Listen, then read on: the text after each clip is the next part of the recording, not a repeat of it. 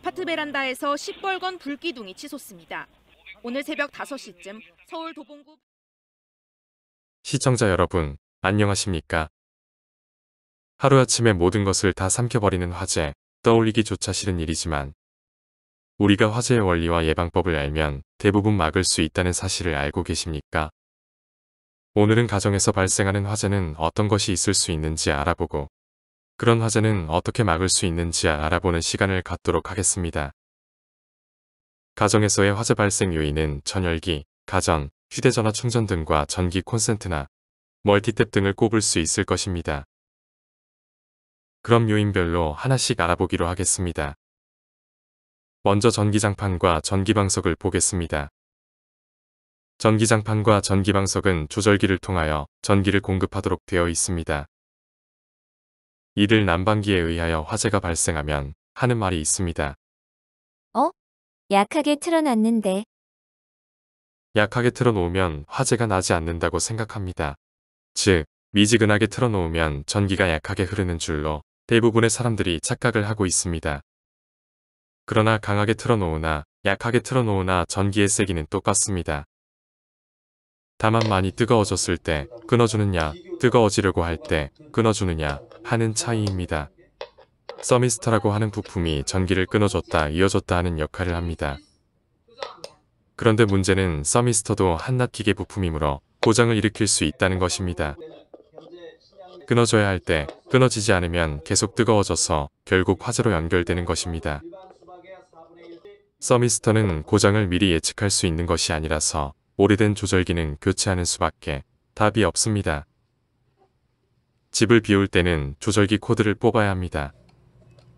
방이 식지 않게 하기 위하여 약하게 틀어놓거나 이불로 덮어놓는 것도 대단히 위험하므로 삼가야 할 일입니다. 다음으로 선풍기에서 불이 시작되는 경우를 알아보겠습니다. 비 오는 날 빨래를 말리는 등 선풍기를 틀어놓고 외출을 하는 사례가 종종 있어 화를 당하기도 합니다. 선풍기는 돌아가다가 어떤 이유로든 멈추게 되면 열이 발생하여 화재로 이어집니다. 선풍기는 다행히도 화재를 미리 예측하는 방법이 있습니다. 작동 중에 삐익삐익 소리가 나거나 심하게 흔들리는 것은 멈추기 전에 전조 증상일 수 있습니다.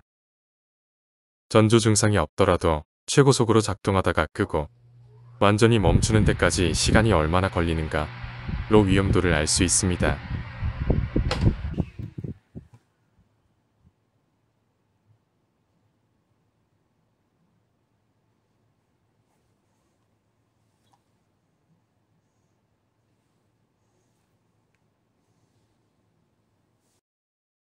이 선풍기는 약 30초 만에 멈췄습니다.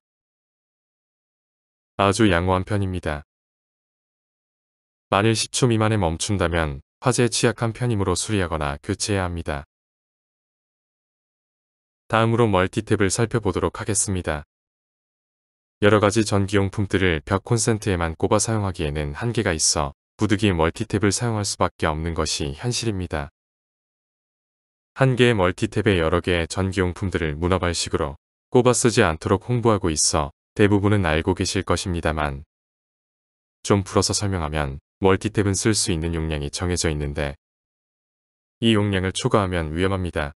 즉, LED 전구나 저전력 스탠드 등은 여러 개를 꼽아도 상관없지만 다림이나 전기난로 등 고전력 가전은 여러 개를 꼽아 용량을 초과하면 대단히 위험합니다. 첨언하자면 발코니나 주방 등에는 멀티탭을 세탁기 밑이나 냉장고 밑에 놓는 경우가 있는데 이것도 위험합니다. 오래되면 자연히 먼지가 쌓이게 되고 먼지에 습기가 유입되면 화재의 위험이 따릅니다.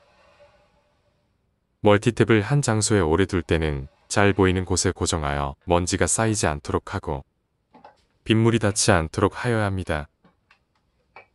또 먼지를 막기 위하여 신문지로 덮어놓는 경우도 있는데요. 이는 위험을 배가시키는 행위입니다. 신문지는 발화점이 아주 낮은 종이로서 신문지를 불쏘시개로 사용해 본 경험이 누구에게나 있듯이 멀티탭 부근에 화기에 취약한 신문지 등을 놓지 않아야 합니다.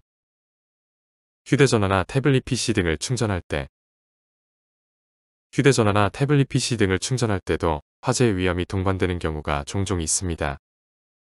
아무리 작은 확이라도 불에 타기 쉬운 이불이나 옷가지 주변에서라면 큰 화재로 이어지기 쉽습니다. 따라서 휴대전화, 태블릿 PC 등을 충전하거나 전선 등을 연결할 때는 이불이나 옷가지 근처에서 작업하지 않도록 해야 합니다. 설치 설명서 참조하기. 가전제품을 구입하면 설치 설명서가 첨부되어 있습니다. 이 설명서를 다 안다고 생각하고 읽어보지도 않고 없애버리는 것이 보통인데 잘못된 생각입니다. 반드시 읽어보고 다음에 참고하기 위하여 보관하여야 합니다. 공기소통을 위하여 벽과의 거리를 둔다거나 세세한 부분까지 잘 지키는 것이 안전을 위하여 꼭 필요한 사항이라는 것을 알아야 합니다. 지금까지 가정에서 발생하기 쉬운 화재 예방에 대하여 알아봤는데요. 유익한 시간 되셨습니까? 끝까지 시청해주신 여러분 감사합니다.